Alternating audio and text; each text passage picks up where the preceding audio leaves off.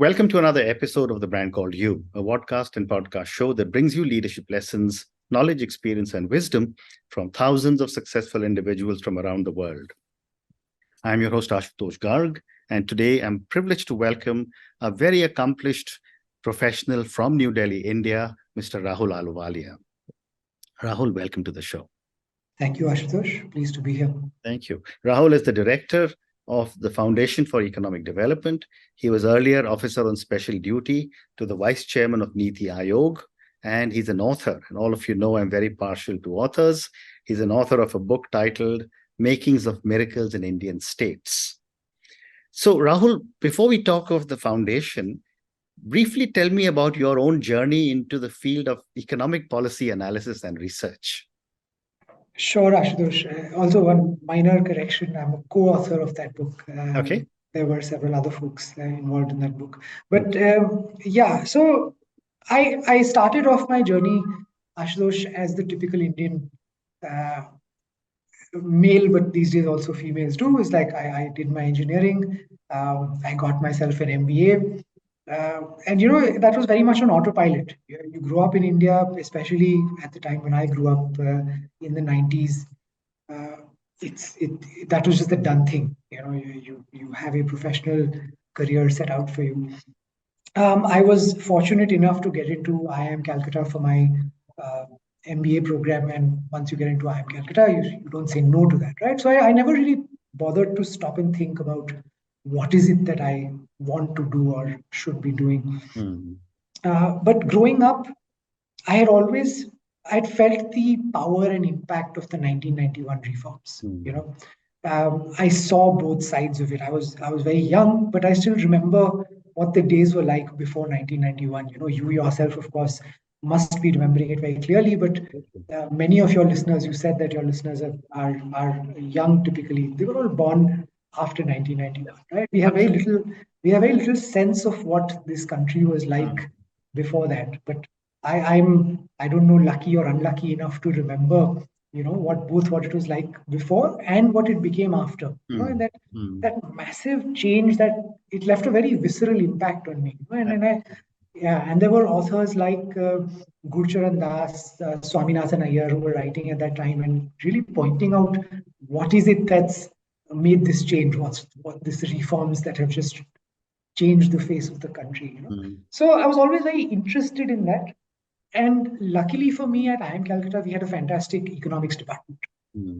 And it really helped me understand a little bit more about the world, right? And that sort of set off this desire to know more, do more, to just understand. First, I think it was just a desire to understand more. And I think as a young person, I didn't have the degree of ambition that young people perhaps these days do, or young people who are better than me do. But I at that time, my ambition was very limited. I just wanted to understand. So I thought maybe if I do some work in these areas, so I did development consulting work, so work in policy. And I understood some more, but I still felt that I'm not understanding enough. So I switched over then to becoming a research associate. I took a massive salary cut, I think, as a consultant, what I was making, and the new job that I took on in economics research, I think my pay was 1/3 or slightly below that, right? I think I was making in 2010 or 2011, I took a job for like 5 lakhs or something at the Indian School of Business. To become a research associate. And that was the intention of understanding and wanting to do policy. And that's how my journey got started. Amazing. Amazing. I'll pause there. No, thank you.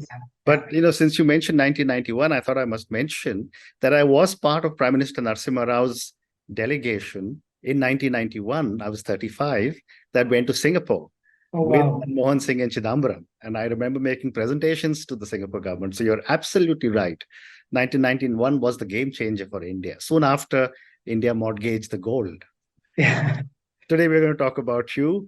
So let's talk about the Foundation for Economic Development now, Rahul. What inspired you to co-found the foundation? And what are some of your objectives? Sure. So, we already spoke about 91, right? And how I felt. And then I'll pick up my journey a little bit after, right? So I think I studied economics. I went on to do a master's in economics actually. So I did one more master's. I did a master's in economics from the University of British Columbia. Uh, and then after that, at some point, I was working with Dr. Arvind Panagaria. The book that I co-authored earlier while doing research, The Making of Miracles in Indian States, that also really captures the power of economic growth, right? So the section of the book that I co-authored with Mudit Kapoor, who's a professor at the Indian Statistical Institute in Delhi, um, he and I just made this simple comparison between Andhra Pradesh and Uttar Pradesh, right? And how in 1991 both states looked very similar, right? Like from many different perspectives. Poverty rates, per capita income, everything was very, very similar. In fact, all the way up till the late 90s, many of these statistics were very similar. Right. And that's when Chandrababu Naidu entered the picture, right? And he really made this political decision to prioritize growth. Correct. And he really bet big on it. He didn't get political rewards for it, but boy, did Andhra Pradesh ever get actual genuine rewards for it, right? So when we look at the stats, where Andhra Pradesh and UP used to be the same, in just the space of 10 to 12 years, Andhra Pradesh's poverty dropped substantially, right? From almost 40% to less than 11%. Per capita income jumped up much higher. And these gains were very widely spread. Like Andhra Pradesh, even today, like everyone considers Andhra Pradesh and Telangana to be states that are much better off. It doesn't even get mentioned in the same topic. So in that book, I think one of the things this was one of the things that was the power of growth, right? It just builds on the whole 91 story. And then I worked with Dr. Arvind Panagaria, who has been a massive votary of growth and its impact throughout his career. And he was a big influence.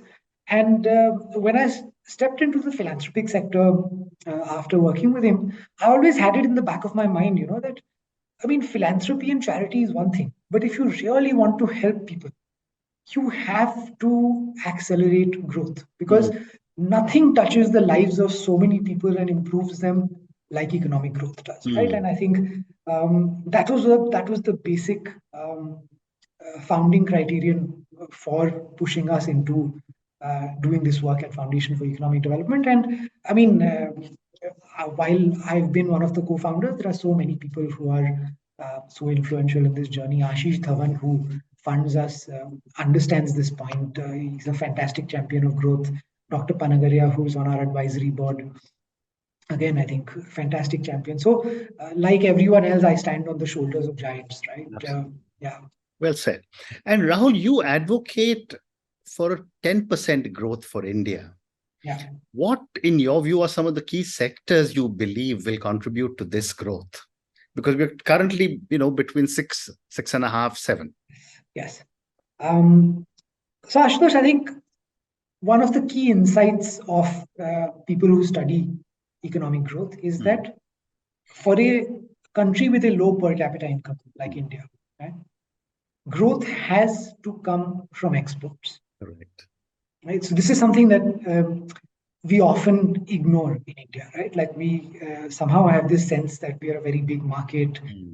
Domestic consumption is where growth comes from. We think, oh, when we've had a good monsoon, that year is going to give us good growth.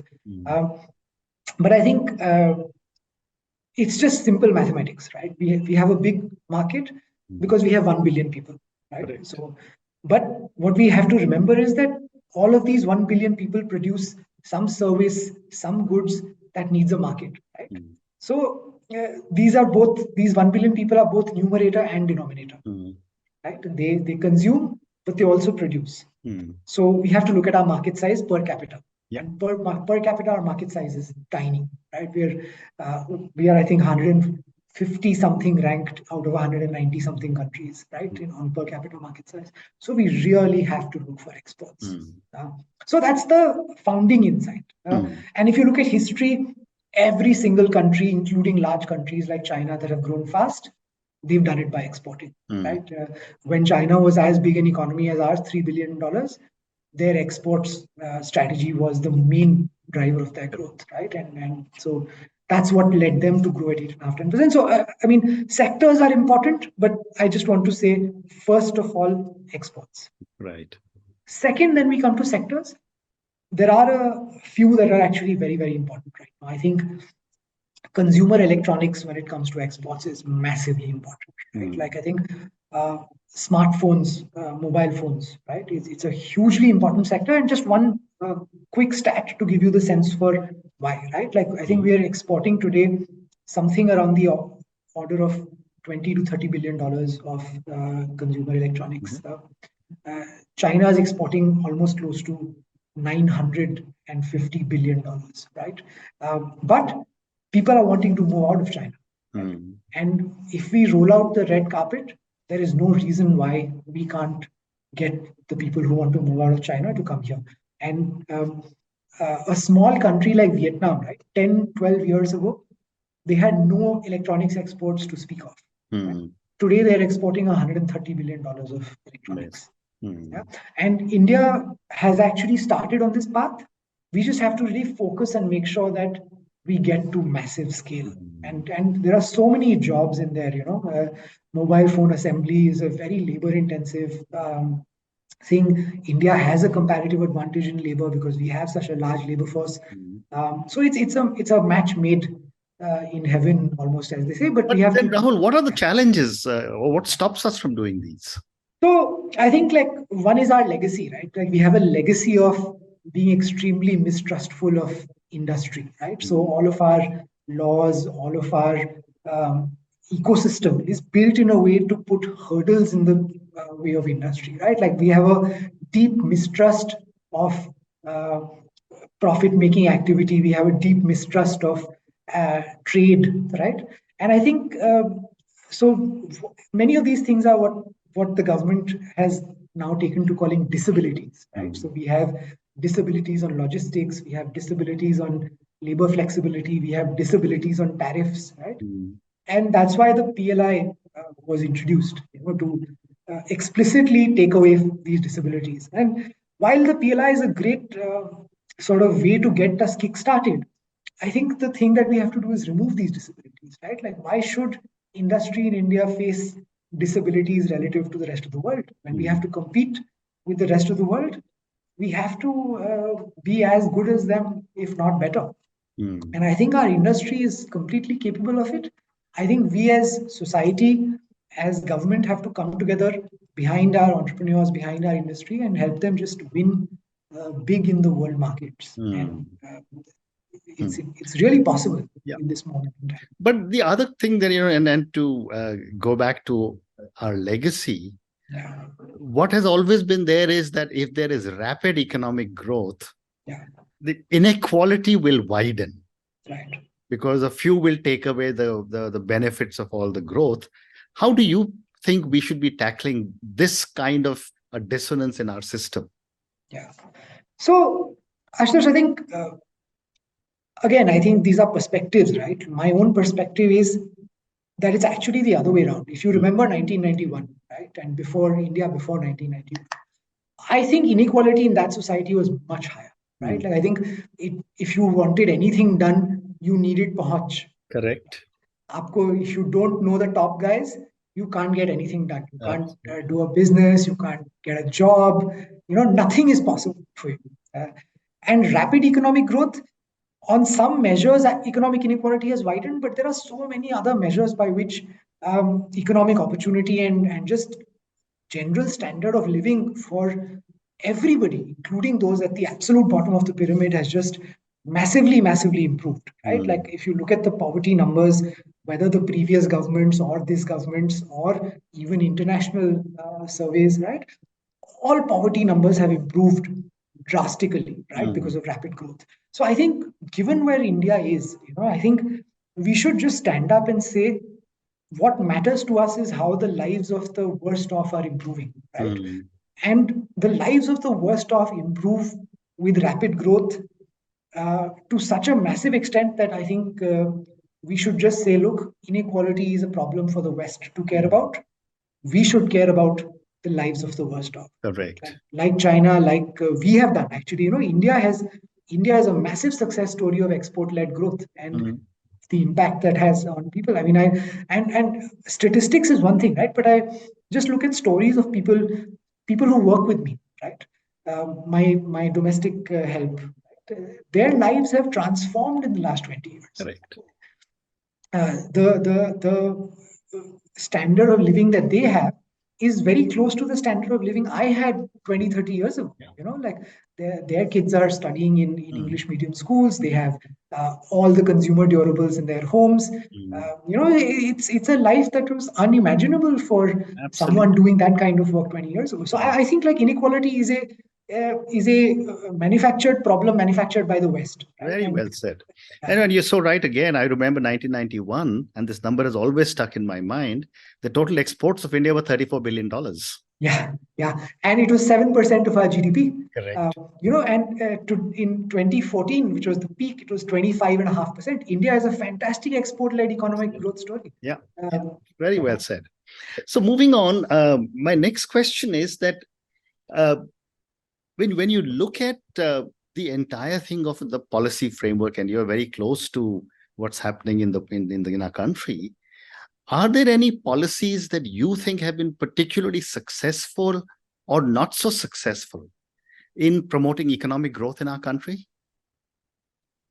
Sure. So I think the main policy movement that happened was to sort of unshackle the private sector, right? In 1999, that I think was the number one. I think license Raj and its remnants really held us back. And I think so just removing this restraint was a big one. But I think like many commentators have said, and we also agree, that this unshackling was a partial unshackling, right? Like I think the red tape that exists around Indian businesses still is quite a constraint, right? And I think when everyone is operating in the domestic market, it's okay. People's standards of living are worse than they could have been, but at least everyone is competing on the same wicket, right? It's like, but exports, and we already discussed the importance of exports. For that, I think we are hobbled where other people are not. It's like playing in the World Cup and asking our players to use, tennis balls and steel bats, and everyone else gets to use the regular equipment, right? So obviously, our people continue to struggle when they have to compete in the world markets. And I think like for that, again, we have to just come together, right? Like there are so many building and construction laws, right? Like labor laws, so many things that offer flexibility, again, international standards, right? Like we don't have to go lower than those, but at least we should match international standards so that our competition doesn't have an extra advantage. Fascinating. And do you think our regulatory frameworks need to evolve a little more to be able to facilitate the sustained growth that you're talking about? Yeah, and I think like again, I think while there are many specifics that I could go into, I think the main one is just a switch of mindsets, right? I think we have to switch away from the mindset of a suspicious, weak country that is trying to keep itself closed, right? Which was our mindset pre 1991, right? And we have to switch to the mindset of a confident country that can beat anyone in the world, right? Like, so we don't need to protect ourselves behind tariff walls. We don't need to be suspicious that people are trying to take money out of the country. One very interesting thing, like we were trying to do this report recently on e-commerce exporters, right? Like, so people so small businesses that can export out of the country, right? And we spoke to many of these small businesses, and we spoke to the platforms that enable them to export. And one of the main things they came up with was, look, the foreign exchange regulations are very difficult for us to handle. And these foreign exchange regulations were all made in the time when, foreign exchange was dear to our country. We were like, oh, everyone's going to want to put away all their money in Swiss banks and all of that stuff, right? Today, if there is a place for money to be, it's in India, right? And we should work with that mindset that why will anyone take money out of India? The maximum return is to be achieved here, right? So I think that that mindset switch of we need to beat the world and we need to help our entrepreneurs beat the world. That's got to be, I think, the mindset switch. And there are many basic aspects, right? Like I think, and those are too detailed, I think, for a conversation like Absolutely. this. But again, just to add another perspective, since I'm, at least 20 years older than you are, but, pre 91, more than $5 Right. in your personal Right. possession Was a was crime. a violation of the Foreign Exchange Regulation Act. Exactly. $5. Exactly. Is Yeah, it? and it's amazing, right? And we've come a long way from those days, but we could still go much Oh, we have a further. long way to go. We have a long- Every 5, 7, 10 trips that I make, someone says that you've been singled out, go and meet customs and say, kitna foreign exchange leke ja rahe hain? And I said, Exactly. not even $1. I've got my credit card. Exactly. Chale jaiye, You're Exactly. so right. That mindset has to change. But Yeah. Rahul, one more question relating to economy and then one question about your book. Yeah. Along with rapid economic growth come massive issues of sustainability. Right. And India is at the forefront of handling all the various sustainable development goals of the United Nations. Right. How do you reconcile this rapid industrialization with environment? Right. So I think there is a relatively non-controversial answer and there is a slightly more controversial. So I think the relatively non-controversial part is that actually the kinds of things that India should be looking to do right now, right? Like labor-intensive manufacturing exports. Most of these have very little environmental impact, right? Just think of it this way, right? In a small area of 300 square kilometers, which is size of a small city, right? It sounds like a lot, but it's just the size of a small city. Right. You can create a massive manufacturing cluster that exports as much as 60 to 70 billion dollars of or even more sometimes, right? And none of that activity really is effluents or anything, right? It's just people working in factories putting things together. Right? So I think that's one perspective to it, right? That actually there is not a lot of conflict there. Other activities like mining, like capital intensive stuff, sure, but in any case, that's not a huge part of India's growth story, or shouldn't be, right? Like I think capital intensive stuff is not our comparative advantage, right? Let someone else do it.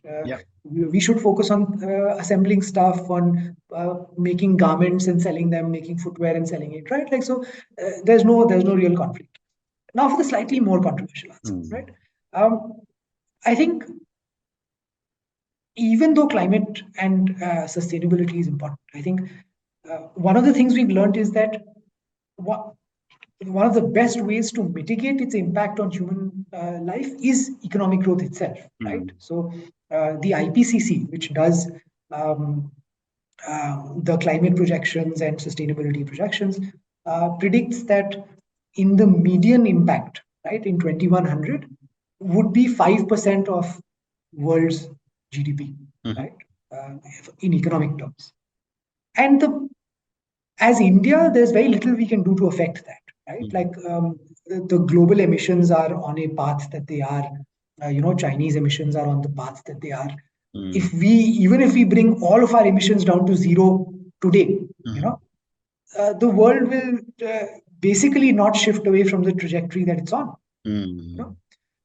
What we can do is get rich fast. And getting rich will let us mitigate the impacts of all of these things on our people, on our ecosystems, right? Because we have more resources. Right?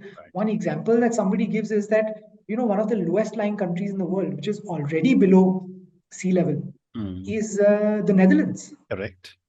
Right? The Netherlands is already below sea level, and it's a perfectly fine country that's doing well. Right? In fact, it's one of the richest countries in the world.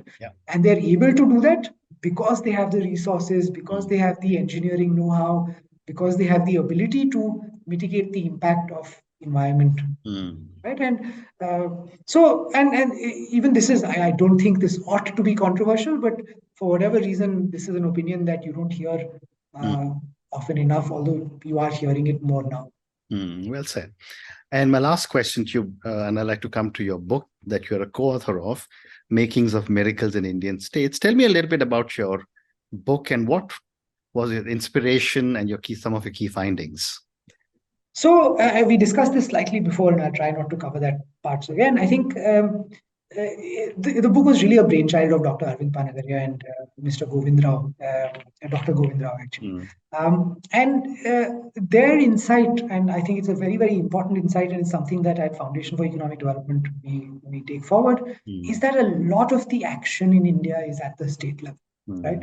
Our entire media focus, everything tends to be central, right? Like as though the PM has the power to just do anything he likes, right? But or she likes. But I think what people outside of the policy spheres and what people outside government don't realize is that state governments are actually incredibly powerful in India, right? Like the last mile delivery, actual implementation of policy, everything happens at the state level. So chief ministers are actually extremely powerful people.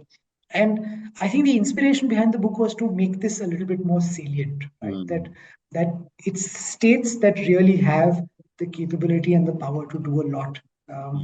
Relative to just centers. Centers, of course, very, very important, and there are many policy decisions that are important. So that was the thing. And the book basically looks at a few different states. Andhra Pradesh was the one that our part of the book covered. And it also looks at Gujarat and it also looks at Bihar. Just to examine what really made a difference and what kind of policies made a difference. And our insight, as I said earlier, was just, focus on growth, focus on increasing economic activity, and it makes a massive, massive difference. Even if unfortunately, politically, it doesn't always work out. Right? And this is, I think, the big danger for India, right? That the political leadership has to be able to see that their interests are aligned with the economic interests of the country. Absolutely. But, you give me an interesting thought for another conversation with you, which is political convulsions versus economic development, but that's some other time. That's but Rahul, we've run out of time for this conversation. I just want to say thank you so much for speaking to me about your own amazing journey. It's so amazing that you went to your engineering business school to IIM Calcutta and then became a research scholar and done so many fun things. Thank you for talking to me about the Foundation for Economic Development and so many different perspectives on what are some of the possibilities for our country. And I completely endorse what you said, how critical it is for India to grow because of exports. And that is what must be a big driver for an economy like ours. Thank you for speaking to me about different aspects of the economy, different aspects of what India can be doing to be able to get to a 10% growth. Thank you again for speaking to me and good luck. Thank you so much, Ashutosh. Thank you for listening to the Brand Called You videocast and podcast, a platform that brings you knowledge, experience, and wisdom of hundreds of successful individuals from around the world. Do visit our website www.tbcy.in to watch and listen to the stories of many more individuals. You can also follow us on YouTube, Facebook, Instagram, and Twitter. Just search for the Brand Called You.